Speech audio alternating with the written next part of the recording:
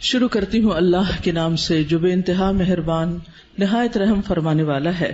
علم کیا نہیں، نشرح ہم نے کھول دیا، لکا آپ کے لیے، صدرک سینہ آپ کا، ووضعنا اور اتار دیا ہم نے، عنکا آپ سے، وزرک بوجھ آپ کا، الذی وہ جس نے، انقضا توڑ دی تھی، ظہرک کمر آپ کی، ورفعنا اور بلند کیا ہم نے، لکا آپ کے لیے، ذکرک ذکر آپ کا، فإن پس یقیناً، مع ساتھ، العسری تنگی کے، یسرا آسانی ہے، ان یقیناً، مع ساتھ، العسری تنگی کے، یسرا آسانی ہے، فإذا پس جب، فرغتا فارغ ہو جائیں آپ، فانصب تو محنت کیجئے، وإلی ربک اور طرف اپنے رب کے، فرغب پس رغبت کیجئے۔ سورۃ الانشراح، جس کا ایک نام سورۃ الشرح بھی ہے اور سورۃ الم نشرح بھی، یہ تین نام عام طور پر آپ کو مختلف مصاحف میں لکھے ہوئے ملیں گے۔ تینوں میں معنی ایک ہی ہے، مکی سورت ہے، پچھلی سورت کا تتمہ ہے یعنی کمپلیشن ہے۔ بعض کے خیال میں یہ دونوں ایک ہی سورت ہے، لیکن حقیقت یہ ہے کہ دونوں الگ الگ صورتیں ہیں، سورۃ الضحیٰ اور سورۃ الم نشرح۔ سورۃ الضحیٰ میں بھی رسول اللہ صلی اللہ علیہ وسلم پر اللہ سبحانہ تعالیٰ کے انعامات کا ذکر ہے، اور اس سورت میں بھی آپ صلی اللہ علیہ وسلم پر اللہ سبحانہ تعالیٰ نے جو انعامات کیے، احسانات کیے، ان کا ذکر ہے۔ سورۃ الضحیٰ میں حسی انعامات، ظاہری انعامات، نظر آنے والی چیزیں، ان کا ذکر ہے، اور سورۃ الشرح میں معنوی یا نظر نہ آنے والے لیکن حقیقت میں جو اللہ سبحانہ تعالیٰ کے انعامات ہیں، جن کا ذکر آگے آئے گا آج، ان کا ذکر ہے۔ حقیقت یہ ہے کہ کوئی بھی نعمت کسی کو بھی جب ملتی ہے تو اس پر لازم ہوتا ہے کہ وہ اس کا شکر ادا کرے۔ سورۃ الضحیٰ کے آخر میں آپ صلی اللہ علیہ وسلم کو بتا دیا گیا کہ آپ شکر ادا کرنے کے لیے کیا کیا کریں۔ کیا بتایا گیا؟ فَأَمَّا الْيَتِيمَ فَلَا تَقْهَرْ وَأَمَّا السَّائِلَ فَلَا تَنْهَرْ وَأَمَّا بِنِعْمَةِ رَبِّكَ فَحَدِّثْ، کہ جس طرح آپ پر احسانات ہوئے ہیں کہ اللہ تعالیٰ نے آپ کو یتیمی کی حالت میں بہترین ٹھکانہ عطا کیا اور بہترین آپ کو علم عطا کیا، نبوت عطا کی، تو اسی طرح آپ بھی یتیم کے ساتھ احسان کریں، اور جو سوالی کوئی آئے، علم کا سوالی یا مال کا سوالی، اس کے ساتھ نرمی کا سلوک کریں، اس کو ڈانٹے نہیں۔ یعنی آپ صلی اللہ علیہ وسلم کو دی جانے والی نعمتوں اور احسانات کا شکر ادا کرنے کا طریقہ بتایا جا رہا ہے، جیسی نعمتیں ویسا ہی شکر، اسی کی قسم کا شکر۔ اور اس صورت میں بھی ہم دیکھتے ہیں کہ جن احسانات کا ذکر ہے بعد میں اسی طرح کے شکر ادا کرنے کی بات ہے، اور یہاں چونکہ مانوی نعمتیں ہیں جیسے وحی الہی ہے، اور اللہ سبحانہ تعالیٰ نے آپ کے لیے جو آسانیاں کی اور آپ کا ذکر خیر جو بلند کیا، تو اس پر آپ کو حکم دیا جا رہا ہے کہ آپ اپنے رب کی طرف توجہ کیجئے، اس کی عبادت کیجئے، جب فارغ ہو جائیں تو بھی اپنے رب کی طرف رغبت کیجئے۔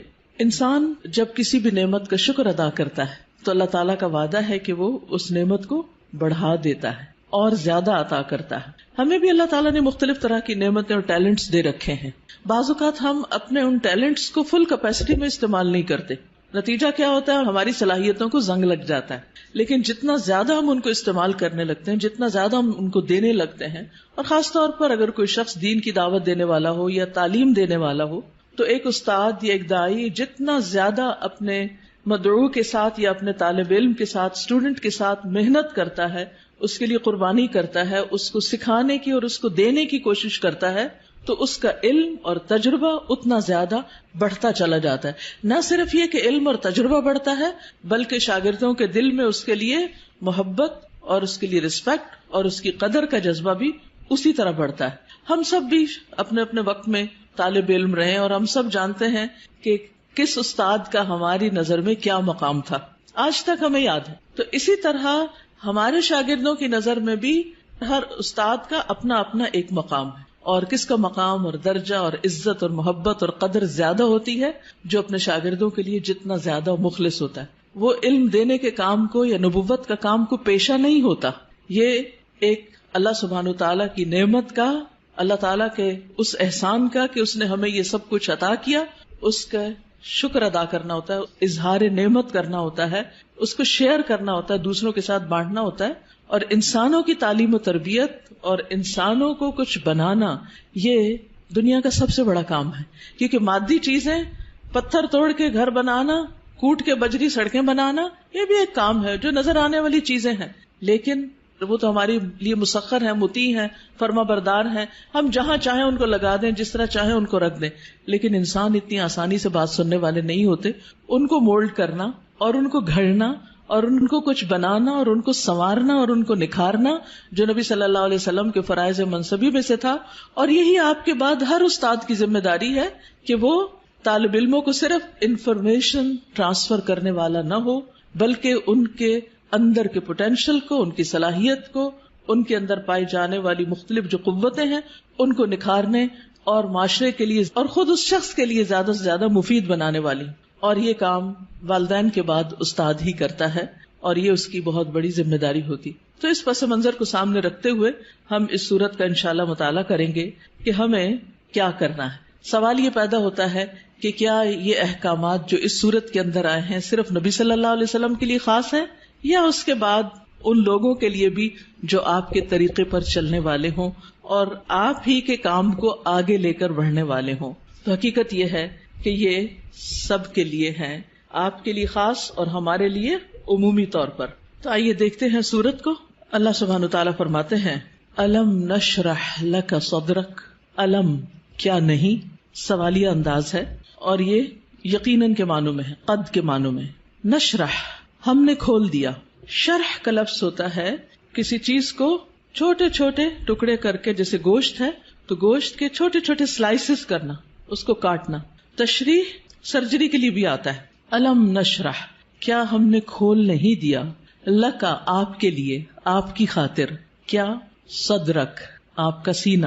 کیا ہم نے آپ کی خاطر، آپ کے لیے آپ کا سینہ کھول نہیں دیا، آپ کے دل کی تنگی کو دور نہیں کر دیا. اگر دیکھا جائے تو دنیا میں پائی جانے والی نعمتوں میں سے سب سے بڑی نعمت یہ ہے کہ انسان کو شرح صدر، سینے کی وسعت، دل کی وسعت، دل کا اطمینان نصیب ہو. ڈپریشن کیا ہے؟ دل کا گھٹنا، سینے کا تنگ ہونا، اندر کی تنگی، شح، بخل، انسان کے اندر کی ایسی کیفیات کہ نہ وہ اپنے سے راضی اور خوش اور نہ کسی اور سے. اللہ سبحانہ وتعالیٰ نے ہمارے دل کو ہر چیز سے مختلف بنایا ہے. باقی جتنی بھی چیزیں ہیں ان میں جب ہم کچھ ڈالتے ہیں تو وہ بھر جاتی ہیں، تنگ ہو جاتی ہیں.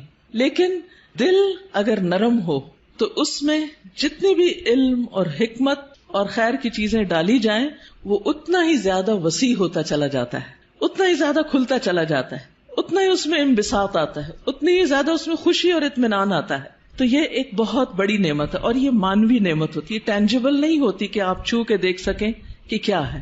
پچھلی صورت میں ٹینجیبل نعمتیں تھی لیکن یہاں مانوی نعمتوں کا ذکر ہے. الم نشرح لک صدرک کیا ہم نے آپ کے لیے آپ کا سینہ کھول نہیں دیا.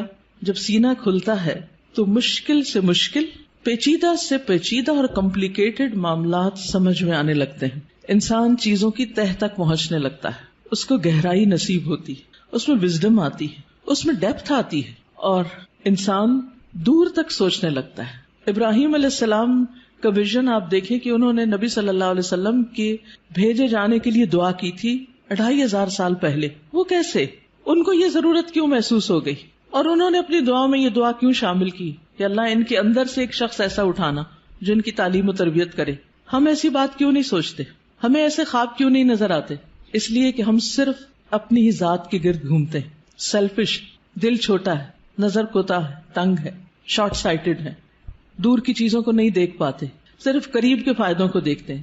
آج مجھے کیا مل رہا ہے ہم اس کو دیکھتے ہیں، کل میری کوششوں کا صلہ کیا نکلے گا، کیا ملے گا مجھے، اس کی طرف ہماری نگاہ نہیں جاتی.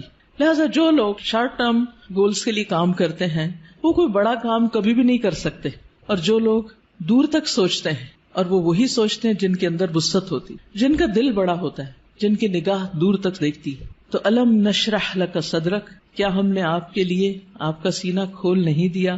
آپ کے لیے اللہ سبحانہ وتعالی نے خیر اور بھلائی کے رستے کھول نہیں دیے، کیونکہ جب تک دل کھلتا نہیں، یہاں صرف دل کی بھی بات نہیں کی گئی، پورے سینے کی گئی، چیسٹ، اور چیسٹ کے اندر دل. چیسٹ کی جگہ زیادہ ہوگی تو پھر باقی چیزوں کے اندر بھی وسعت آئے گی. تو نبی صلی اللہ علیہ وسلم کو اللہ سبحانہ وتعالی نے یہ خاص صلاحیت دی تھی جس کی وجہ سے آپ نبوت کا کام لینے کے قابل ہوئے تھے. اسی لیے قرآن آپ کے قلب پر نازل ہوا تھا اور آپ نے اس کو محفوظ کیا تھا. اسی لیے پھر اس کو صحیح طور پر سمجھ کر آگے بیان کیا تھا، کیونکہ ان سب چیزوں کا تعلق شرح صدر کے ساتھ ہوتا ہے. یہی وجہ ہے کہ ہم دیکھتے ہیں کہ موسیٰ علیہ السلام جب اللہ سبحانہ تعالیٰ نے ان سے بات کی، ہم کلام ہوئے اللہ تعالیٰ، اور ان کو اپنے کام کے لیے چن لیا، وَاصْطَنَعْتُكَ لِنَفْسِي، اور اللہ تعالیٰ نے ان کو اپنی رسالات سے نوازا، تو انہوں نے سب سے پہلی دعا کیا مانگی؟ رب اشرح لی صدری ویسر لی امری واحلل عقدۃ من لسانی یفقہوا قولی، کہ اللہ میرا سینہ کھول دے، یہ ساری بات مجھے بھی سمجھ آئے اور دوسروں کو بھی سمجھ آئے، اور میرا کام آسان کر دے، اور میری زبان کی گرہ کھول دے تاکہ لوگ بات سمجھ سکیں، اور مجھے میرے گھر والوں میں سے ایک مددگار میرے بھائی ہارون کو عطا کر. تو بہرحال اللہ سبحانہ تعالیٰ جس کے ساتھ بھلائی کا ارادہ کرتا ہے، من یرد اللہ بہ خیرا یفقہہ فی الدین، اور پھر افمن شرح اللہ صدرہ، کیا بھلا وہ جس کا سینہ اللہ نے کھول دیا، فہو علی نور من ربہ، اور وہ اپنے رب کی طرف سے ایک نور پر ہو. تو جس کا سینہ اللہ تعالیٰ کھول دے، اور خصوصاً جس کو اللہ ہدایت دینا چاہتا ہے، صحیح راستہ دکھانا چاہتا ہے، تو اس کے بارے میں کیا فرمایا؟ من یرد ان یہدیہ یشرح صدرہ للاسلام، جس کو اللہ ہدایت دینا چاہتا ہے اس کا سینہ اسلام کے لیے کھول دیتا ہے، اس کو وسعت عطا کر دیتا ہے، اس کے دل میں پھر اسلام کی محبت پیدا ہو جاتی، وہ اس کے لیے کچھ کرنا چاہتا ہے. اور ساری قربانیاں اس کے بعد ہی ہوتی ہیں جب انسان کا سینہ کھل جاتا ہے. اور پھر آپ دیکھیں کہ سینہ تنگ کب ہوتا ہے، دل تنگ کب ہوتا ہے؟ جب لوگ ہم پہ باتیں کرتے ہیں، جب لوگ ہمیں ہرٹ کرتے ہیں، تو پھر ان کی طرف سے ہمارا دل تنگ ہو جاتا ہے، پھر ہم معاف نہیں کر سکتے، پھر ہم اپنے دل میں حسد اور بغض اور ان چیزوں کو بھر لیتے ہیں، پھر ہم ان لوگوں کے ساتھ خیر اور بھلائی نہیں کر سکتے. لیکن آپ دیکھیے کہ پیغمبروں کو لوگوں نے کون سا لقب ہے جو نہیں دیا، ساحر، کاہن، مجنون، شاعر، نہ جانے کیا کچھ. لیکن کیا انہوں نے ان باتوں کو دل میں رکھا اور لوگوں سے انتقام لیے اور جوابی کارروائیاں کی، یا ان کو معاف کر کے پھر بھی ان کی ہدایت کی دعائیں کرتے رہے؟ جنہوں نے پتھر مارے طائف کے سفر پر، آپ نے ان کے لیے کیا کیا؟ ان کے لیے بھی دعائیں کی. ہر موقع پر نہ صرف یہ کہ نبی صلی اللہ علیہ وسلم نے، بلکہ باقی پیغمبروں میں.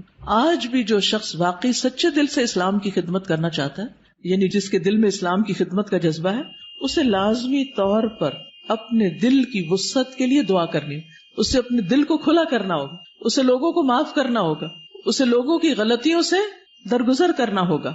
اس کے علاوہ بعض لوگوں نے اس کا یہ معنی بھی بیان کیا ہے کہ نبی صلی اللہ علیہ وسلم کا شق صدر کیا گیا تھا، آپ کے سینے کو واقعی لٹرلی کھولا گیا تھا 2 مرتبہ، ایک دفعہ بچپن میں اور ایک دفعہ بڑے ہو کر معراج کے موقع پر.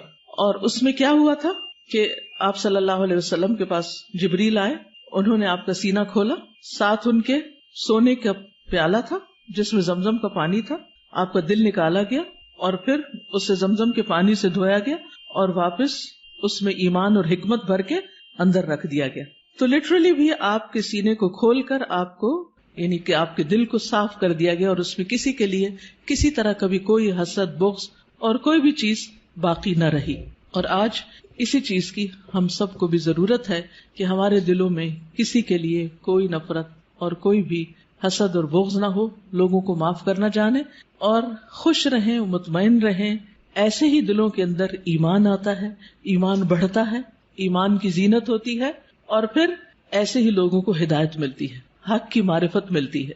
تو الم نشرح لک صدرک، جب سینہ کھلتا ہے تو انسان تقدیر پر بھی راضی ہو جاتا ہے. انسان چھوٹی چھوٹی باتوں کو لے کے بیٹھ نہیں جاتا، انسان اپنے وقت کو ضائع نہیں کرتا، انسان تقدیر پر راضی ہو جاتا ہے. انسان کا پھر عبادت میں دل لگتا ہے، عبادت کی طرف لپکتا ہے، عبادت کی طرف دوڑتا ہے. نماز پھر قرۃ عین لگتی ہے، آنکھوں کی ٹھنڈک لگتی، نماز پھر بوجھ نہیں لگتی. اللہ تعالیٰ کے کسی بھی حکم کو اپنانا مشکل نہیں لگتا، اور یہ صرف اس وقت ہوتا ہے جب انسان کا سینہ کھل جاتا ہے. الم نشرح لک صدرک، اور پھر کوئی بات سمجھنے میں رکاوٹ نہیں آتی. انسان بنا کہے دوسروں کی باتیں سمجھنے لگتا ہے، اسے دوسروں کی ضروریات نظر آنے لگتی ہیں، وہ دوسروں کی کیئر کرنے لگتا ہے. دوسری نعمت جس کا ذکر کیا گیا، وَوَضَعْنَا عَنْكَ وِزْرَكَ، اور ہم نے اٹھا دیا آپ سے، ہٹا دیا آپ سے، وزرک آپ کا بوجھ. وضع عن کا مطلب ہوتا ہے کسی چیز کو اٹھا لینا، اور وزر کہتے ہیں بھاری بوجھ کو. اور وزر قرآن مجید میں گناہ کے معنی میں بھی آتا ہے، ذنب کے معنی میں بھی. اب یہاں نبی صلی اللہ علیہ وسلم سے ان کے بوجھ ہٹا دیے گئے. اور یہاں پر آپ دیکھیں سورۃ الضحیٰ میں جو انداز تھا وہ کیا تھا کہ الم یجد کا یتیمن، سیکنڈ پرسن، الم یجد کا یتیمن، کیا اس نے آپ کو یتیم نہ پایا، فآوا ووجدک ضالا فہدی ووجدک عائلا فاغنی. لیکن یہاں زیادہ پرسنل انداز ہے، ووضعنا عنک وزرک، ہم نے آپ کا بھاری بوجھ آپ سے ہٹا دیا. اس بوجھ سے مراد کیا ہے؟ اس کے کئی معنی لیے گئے. نمبر ایک یہ کہ آپ کے دل پر نبوت سے پہلے جو ایک خاص بوجھ تھا، آپ کے ذہن میں کچھ سوالات تھے جن کا آپ جواب چاہتے تھے، آپ زندگی میں کچھ کرنا چاہتے تھے. آپ صلی اللہ علیہ وسلم اسی لیے شہر کو چھوڑ کر پہاڑ پر چلے جاتے، ہرا میں چلے جاتے تھے. تو جب اللہ سبحانہ وتعالیٰ نے آپ کو قرآن دیا، نبوت دی، تو آپ کے سوالوں کے جواب آپ کو ملنے لگے اور آپ کے بوجھ آپ سے دور ہو گئے. اسی طرح یہ معنی بھی کیا جاتا ہے کہ آپ صلی اللہ علیہ وسلم پر جو وحی کے نازل ہونے کے بعد ایک خاص کیفیت طاری ہو گئی تھی، آپ کے اندر ایک خوف کی کیفیت تھی. آپ واپس گئے اور آپ اپنی بیوی سے کہنے لگے کہ آپ مجھے کمبل اڑا دیں، چادر اڑا دیں. اور پھر حضرت خدیجہ جو تھی انہوں نے آپ کی کیئر کی، آپ کا خیال رکھا. آپ کو اللہ تعالیٰ نے بہترین مددگار دیے. آپ کے پیغام پر سب سے پہلے حضرت خدیجہ ہی ایمان لے آئیں. پھر اسی طرح حضرت ابو بکر جو آپ کے دلی دوست تھے وہ آپ پر ایمان لے آئے. تو یہ جو وحی کی کیفیت تھی اور یہ جو فرشتے کو دیکھ کر آپ پر ایک خوف اور ایک بوجھ پڑ گیا اور آپ پر ایک پریشانی آ گئی، اور پھر کچھ عرصے کے لیے جیسے وحی کا سلسلہ منقطع بھی ہوا، اس میں بھی آپ پر پریشانی آئی، تو اللہ سبحانہ تعالیٰ نے وہ سارے بوجھ آپ سے ہٹا دیے، وہ پریشانیاں آپ کی دور کر دی. اسی طرح یہ معنی بھی کیا جاتا ہے کہ نبوت سے پہلے کے 40 سال جو آپ کے اللہ تعالیٰ کی عبادت میں نہیں گزرے تھے، جس کا آپ کو ملال تھا، تو وہ کیفیت بھی آپ سے دور کر دی گئی. پھر اسی طرح یہ معنی بھی کیا گیا ہے کہ خلاف اولا جو کام آپ سے ہوئے، خلاف اولا کا مطلب یہ ہوتا ہے کہ پیغمبر کا درجہ اور مقام بہت بڑا ہوتا ہے. جیسے ایک مقولہ ہے نا کہ حسنات الابرار سیئات المقربین، جو نیک لوگوں کی نیکیاں ہوتی ہیں وہ مقربین کے غلطیاں شمار ہوتی ہیں. یعنی جو اللہ کے خاص اور مقرب بندے ہوتے ہیں ان کے لیے سٹینڈرڈ بہت ہائی ہے کہ ان کا اخلاق بھی عظیم ترین ہو اور ان سے چھوٹا سا بھی کوئی قصور، کوتاہی، کمی بیشی نہ ہو. لیکن نبی صلی اللہ علیہ وسلم انسان بھی تھے. جیسے عبس وتولی میں آیا کہ ایک شخص آپ کے پاس آیا کچھ پوچھنے کے لیے، آپ نے تھوڑی سی اس سے بے رخی برتی. تو یہ بے رخی کیا تھی؟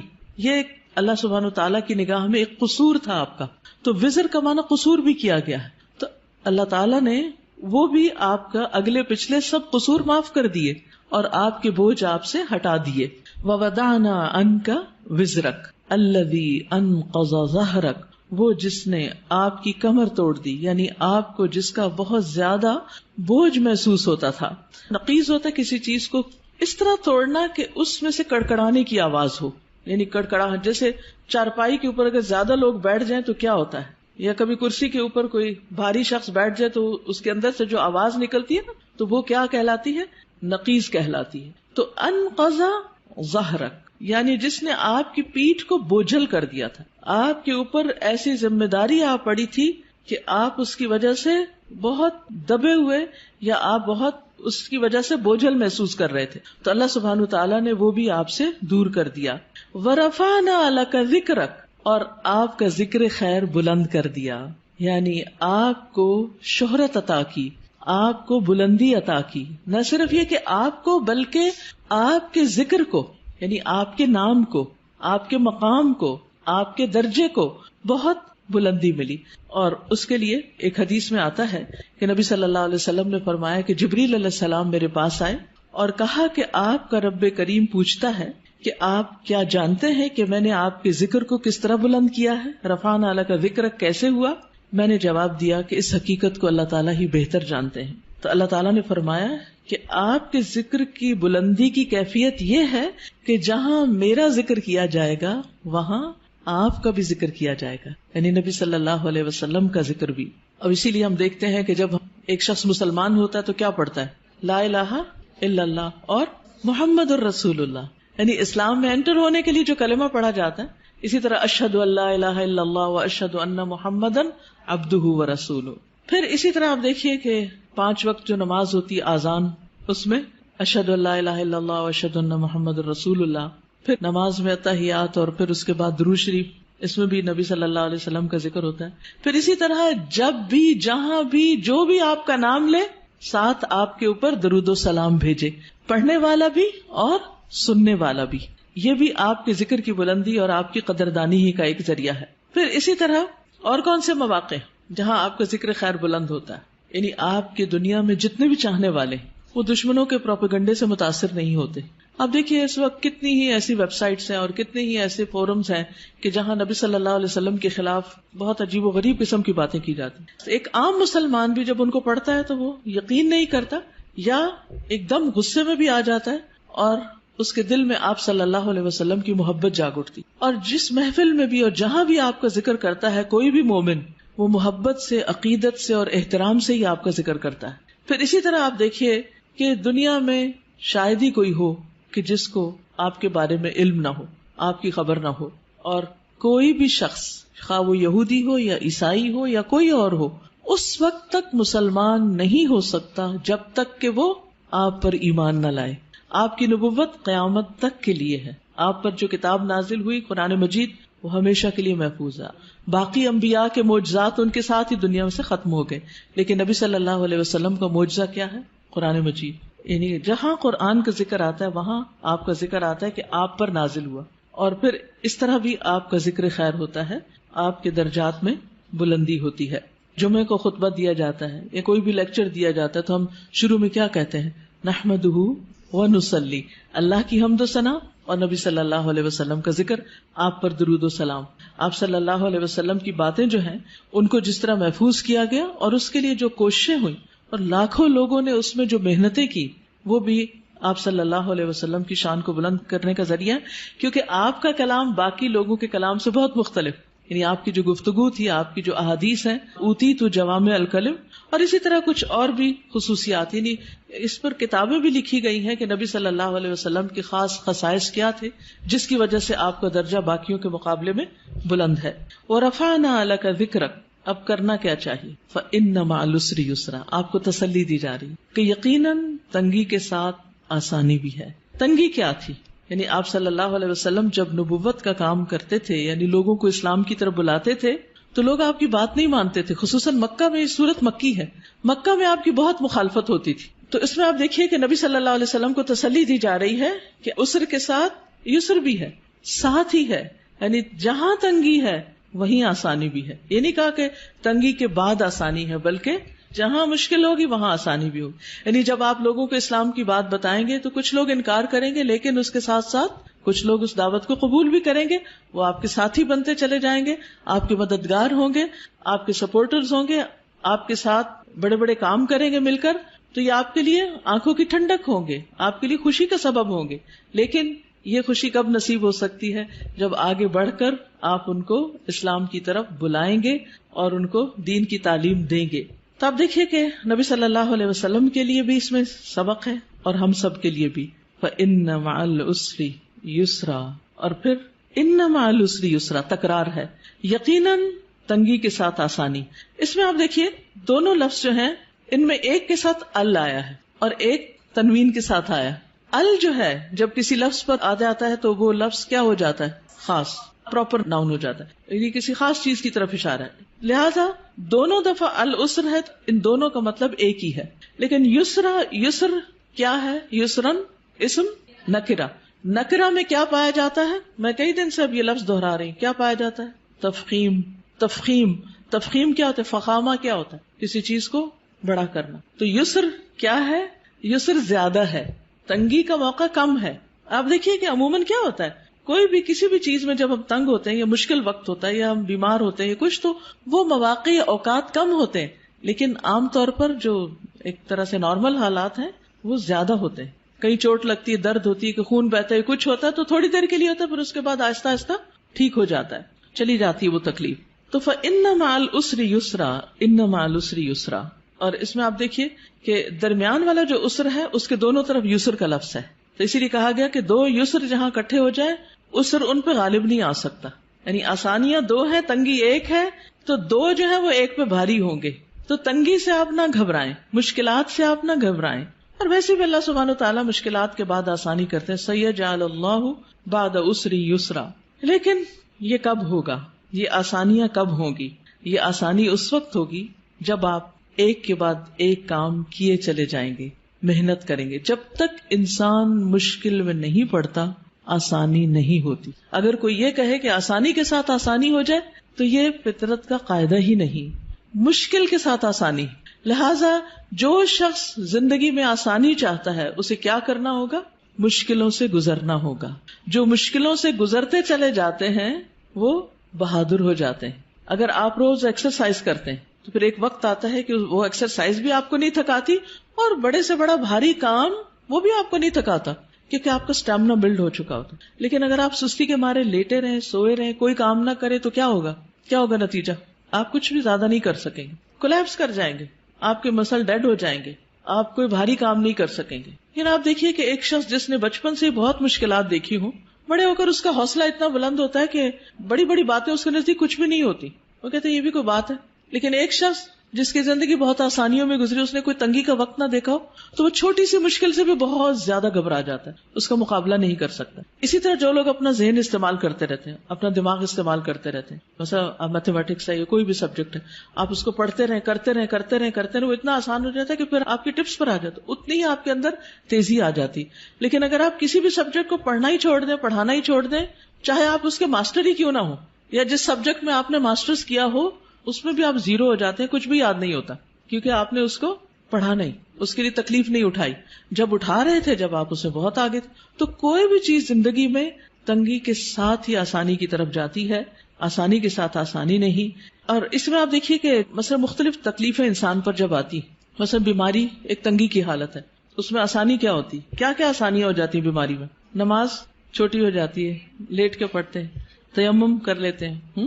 کتنے لوگ آپ کا خیال رکھتے ہیں، وہ جو آپ کو دنوں تک نہیں پوچھتے وہ آپ کا حال پوچھنے آ جاتے ہیں، آپ کی عیادت کرنے آ جاتے ہیں، آپ سے ملاقات کرنے آ جاتے ہیں. اور کیا ہوتا ہے؟ دعائیں آپ کی بھی قبول ہوتی ہیں اور دوسرے آپ کے لیے دعائیں کرنے لگتے ہیں. وہ آپ کو جو دعا میں یاد نہیں تھے آپ ان کی دعاؤں میں آ جاتے ہیں اور اتنی زیادہ پھر دعائیں کرتے ہیں.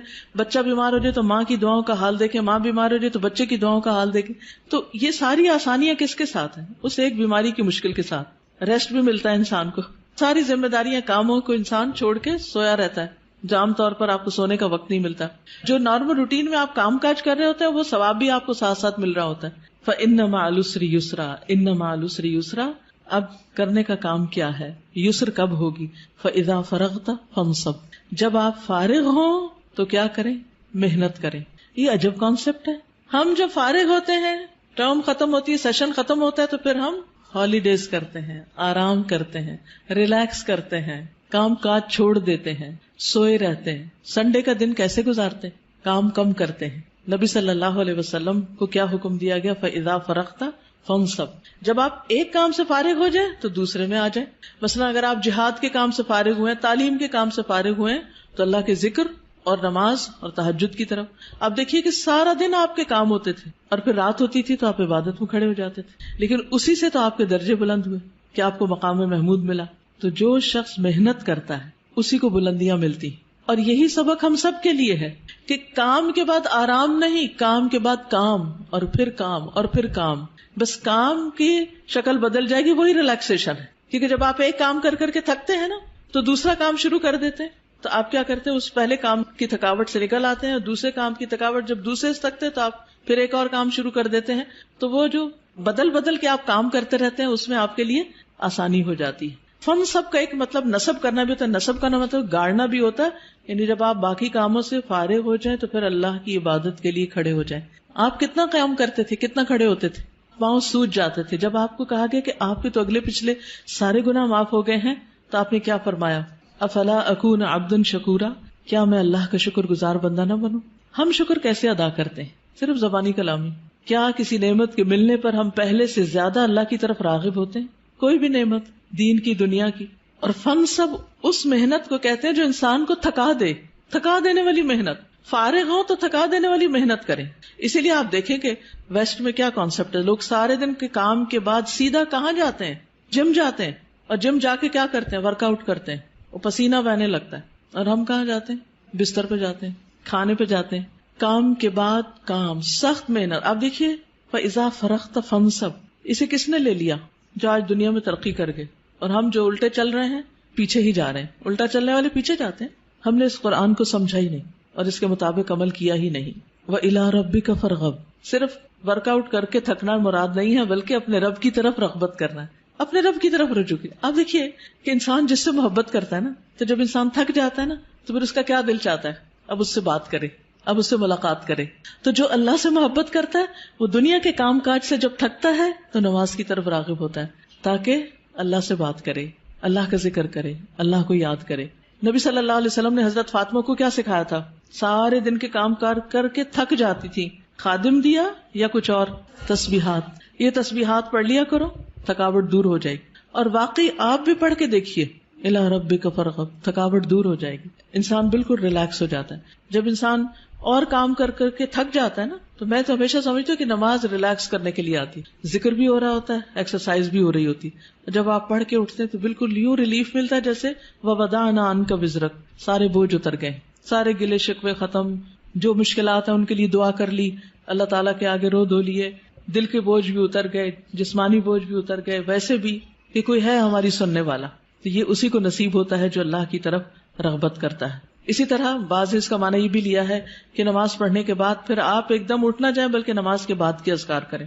اسی طرح دنیا کے کاموں کے بعد عبادت کریں، عبادت کے بعد دنیا کے کام کریں، یعنی ایک کام کے بعد دوسرا کام. اس طرح ایک بیلنس ہوتا ہے، کیونکہ بہت سے لوگ جو دین کی دعوت دیتے ہیں بس وہ پڑھنے پڑھانے میں لگے رہتے ہیں، عبادت سے غافل ہو جاتے ہیں.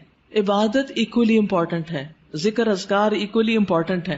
نتیجہ کیا ہوتا ہے؟ طرح طرح کی مشکلات کا شکار ہو جاتے. پھر وہ ایک روحانی اسٹرینتھ اور ایمانی قوت نہیں ہوتی، لہٰذا وہ آنے والے چیلنجز اور مشکلات کا مقابلہ نہیں کر سکتے. وہ جو بڑے جذبوں کے ساتھ ایک کام شروع ہوتا ہے وہ کیا ہوتا ہے؟ نیچے بیٹھ جاتا ہے اور انسان پیچھے ہٹنے لگتا ہے. تو اس لیے بہت ضروری ہے کہ انسان دنیا کا کام اور اس کے ساتھ ساتھ عبادت کا کام، دین کی تبلیغ کا کام اور اس کے ساتھ ساتھ اللہ کا ذکر اور عبادت، یہ پرفیکٹ بیلنس قائم کر دیتا ہے.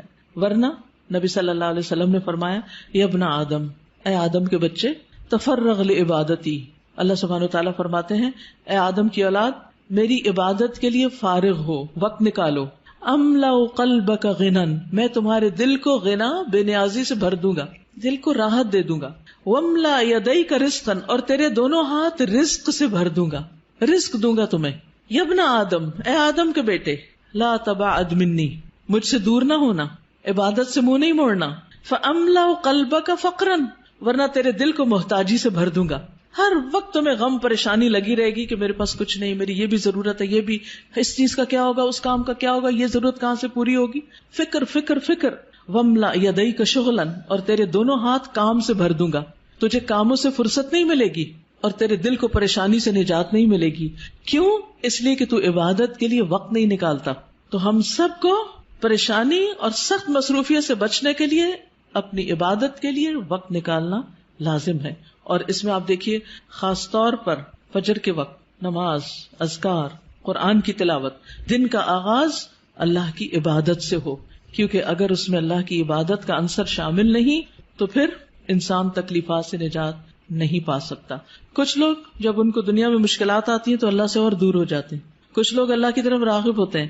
اب کل ہی کسی نے مجھے فون کیا کہ میرا ایک بھائی ہے، حافظ قرآن ہے، لیکن دین سے دور ہو گیا ہے کیونکہ اس کو کوئی جاب نہیں ملی، اس کو بیماری لاحق ہو گئی وغیرہ وغیرہ. اب نمازوں میں بھی کوتاہی ہے اور قرآن بھی نہیں پڑھتا. میں نے کہا اس کا حل صرف یہی ہے کہ وہ ان دو چیزوں کی پابندی شروع کرے، ساری مشکلات دور ہو جائیں گی. اور دوسرا بھائی کہتی ہے اس کو بھی پریشانی آئی تھی لیکن وہ اور زیادہ اللہ کی طرف راغب ہو گیا، جاب بھی اچھی مل گئی اور ویسے بھی خوشحال مطمئن ہے، زندگی بھی ٹھیک گزر رہی. یہ جو زندگی میں پریشانیاں آتی اس لیے ہے کہ اللہ تعالیٰ کیا چاہتا ہے کہ بندے تھوڑا وقت میرے لیے بھی نکالو، کیونکہ اللہ نے ہمیں اپنی عبادت کے لیے پیدا کیا. اور جب ہم اس میں ڈنڈی مارتے ہیں، صرف فرض پر اکتفا کرتے، سنت اور نفل کی طرف جاتے ہی نہیں. یعنی اذا فرغت فانصب میں یہ بھی معنی لیا گیا ہے کہ فرض نماز کے بعد سنتوں کا اہتمام کرو، نفلوں کا اہتمام کرو، صرف فرض پر اکتفا نہ کرو. تو جب ہم فرائض میں ڈنڈی مارنے لگتے ہیں تو ہمارے کام ختم ہی نہیں ہوتے اور تھکاوٹ ختم ہی نہیں ہوتی اور پریشانیاں ختم ہی نہیں ہوتی. تو حل کس میں ہے؟ عبادت میں. ہم سب سوچیں کہ اپنی فرصت کے اوقات کو کیسے گزارتے ہیں. کامیاب وہی ہے جو فراغت کے لمحات کا بیسٹ استعمال جانتا ہو، بہترین استعمال جانتا ہو. وقفات التدبریہ میں نمبر 7 ہے الم نشرح لک صدرک وانما خص الصدر. یہاں صدر یعنی سینے کو مخصوص کیا گیا ہے لأنه محل احوال النفس من العلوم والادراکات، کیونکہ وہ دل کے حالات، نفس کے احوال کا ٹھکانہ ہوتا ہے. یعنی سارے غم، پریشانیاں، دکھ، خوشیاں، ہر چیز دل میں ہی ہوتی، سینے میں ہی ہوتی ہے. والادراکات، اور جتنے بھی ہمارے پرسپشنز ہیں وہ سب بھی. والمراد، مراد کیا ہے؟ الامتنان علیہ صلی اللہ علیہ وسلم بفتح صدرہ وتوسیعہ. نبی صلی اللہ علیہ وسلم پر اللہ تعالیٰ کے احسان کا ذکر ہے، آپ کے سینے کے کھلنے اور اس کے وسیع ہونے، ایکسپینڈ ہونے کے بارے میں. حتی قام بما قام بہ من الدعوہ، اسی وجہ سے آپ دعوت کے کام کو اچھی طرح انجام دے سکے، اس کو قائم کر سکے. وقدر علی ما قدر علیہ، اور وہ قادر ہو سکے جس پر بھی وہ قادر ہوئے. من حمل آباء النبوت، نبوت کے بوجھ اٹھانے کے، وحفظ الوحی، اور وحی کی حفاظت یا اس کو یاد کرنے کے. یعنی اسی لیے آپ صلی اللہ علیہ وسلم نے جو کام کیا اتنا بڑا 23 سال کے اندر، اس دل کی وسعت، سینے کی وسعت کی وجہ سے ہی کر سکے. بڑا شخص وہ ہوتا ہے جس کا سینہ اور دل بڑا ہوتا ہے، چھوٹا پن دل کا چھوٹا پن ہوتا ہے. وَمَن يُوقَ شُحَّ نَفْسِهِ فَأُولَٰئِكَ هُمُ الْمُفْلِحُونَ. جو دل کی تنگی سے بچایا گیا وہی دراصل کامیاب ہونے والے ہیں. السؤال لماذا خص الصدر في الآية الكريمة وما المراد بذلك. اس آیت کریمہ میں، آیت کریمہ صرف لا الہ الا انت سبحانک نہیں، ہر آیت کریمہ ہوتی. اس معزز آیت میں سینے کو کیوں خاص کیا گیا ہے اور اس سے مراد کیا ہے؟ کیونکہ سارے ہمارے جو احساسات، جذبات، وہ سارے کے سارے دل سے متعلق ہوتے ہیں، سینے سے متعلق ہوتے ہیں. اور پھر اس سے مراد یہ ہے کہ سینے کی وسعت کے ساتھ ہی انسان وسیع کاموں کے قابل ہوتا ہے. نیکسٹ پیج کو دیکھیے. فَإِنَّ مَعَ الْعُسْرِ يُسْرًا إِنَّ مَعَ الْعُسْرِ يُسْرًا فَالْعُسْرُ وَإِن تَكَرَّرَ مَرَّتَيْنِ فَتَكَرَّرَ بِلَفْظِ الْمَعْرِفَةِ فَهُوَ واحد. عسر اگرچہ 2 بار آیا ہے لیکن معرفہ آیا ہے، ال کے ساتھ آیا ہے، اس لیے اس کا ایک ہی معنی ہوگا، یعنی عسر ایک ہی شمار ہوگا دونوں آیتوں میں. وَالْيُسْرُ تَكَرَّرَ بِلَفْظِ النَّكِرَةِ، اور یسر جو ہے نکرہ کے طور پر آیا ہے 2 بار. فَهُوَ يُسْرَانِ، تو معنی 2 آسانیاں ہوگا. فَالْعُسْرُ مَحْفُوفٌ يُسْرَيْنِ، عسر یسرین 2 آسانیوں کے ساتھ گھرا ہوا ہے. یسرٌ قبلہ و یسرٌ بعدہ، پہلی آسانی اور بعد کی آسانی. فَلَن يَغْلِبَ عُسْرٌ يُسْرَيْنِ، عسر 2 آسانیوں پہ غالب آ ہی نہیں سکتا. السؤال الیسر اوسع من العسر، یسر عسر سے زیادہ وسیع ہے. وضح ذلك في ضوء هاتين الآيتين، ان 2 آیتوں کی روشنی میں اس کی وضاحت کیجیے، پیچھے وضاحت ہو چکی ہے. پھر اس میں معنی الکلمات میں دیکھیے. انقضا کا معنی ہے اثقلا، بوجھل ہو گیا. فرغتا، فرغتا کا معنی من اشغال الدنیا، دنیا کی مصروفیات سے جب آپ فارغ ہوں. فانصب فجد فی العبادہ، عبادت میں محنت کیجیے. فرغب فتوجہ واطلب وتضرع، توجہ کیجیے، طلب کیجیے اور آہوزاری کیجیے. عمل بالآیات میں اشغل احد اوقاتک فراغک بعبادت، اپنے فراغت کے اوقات میں سے کسی وقت کو عبادت میں لگا لیجیے، مشغول کر لیجیے. فاذا فرغت فانصب والى ربک فارغب. ایک چھوٹی سی چیز سیلف انالیسس کے لیے کہ اپنی زندگی میں پائی جانے والی کسی بھی تکلیف یا کسی بھی مشکل کو لکھیں اور پھر اس مشکل کے ساتھ آپ کو کیا کیا آسانیاں ملی یا اس مشکل کی وجہ سے اس کو بھی لکھیں. مشکل کیا ہے اور اس کے ساتھ آسانی کیا ہوئی. دوسری چیز، فارغ وقت کب ہوتا ہے اور اس میں آپ کیا عبادت کر سکتے ہیں. اپنی موجودہ عبادت میں کچھ نہ کچھ مزید انکریز کریں، اضافہ کریں. استاذہ میں یہ سوچ رہی تھی کہ یہ ہمیں واقعی غور کرنا چاہیے، کیونکہ بہت سارے ہمارے ایسے اوقات ہوتے ہیں جو بیسیکلی فارغ ہوتے ہیں لیکن ہم ان کو فارغ سمجھ نہیں رہے ہوتے. جیسے ٹریولنگ کا اگر بہت سارا لمبا ٹائم ہے نا، بالکل، تو ہم یعنی اس میں ہم کتنا کچھ کر سکتے ہیں نا، لیکن ہم اس میں نہیں کرتے کیونکہ ہمارا کچھ پلان نہیں ہوتا کہ ہم نے اس میں کچھ پڑھنا ہے یا کچھ ذکر کرنا ہے یا کچھ عبادت کرنا ہے. یہ ہمارے ہی ملک میں ہے عام طور پر، افسوس کے ساتھ اس وقت کے ہم مسلمانوں کی حالت ہے. ورنہ اگر آپ ویسٹ میں جائیں، کسی بس میں ٹریول کریں، ٹرین میں کریں، لوگ نیوز پیپرز، کتابیں، مختلف چیزیں پڑھتے ہی نظر آئیں گے. ہر شخص کچھ نہ کچھ کر رہا ہوگا، یعنی سفر کے وقت کو استعمال کرنا. اسی طرح کسی بھی انتظار کے وقت کو، ڈاکٹر کے پاس انتظار کر رہے ہیں، گاڑی کے آنے کا انتظار کر رہے ہیں، کسی شخص کا انتظار کر رہے ہیں، اس وقت کو بھی آپ پروڈکٹیو بنائیں.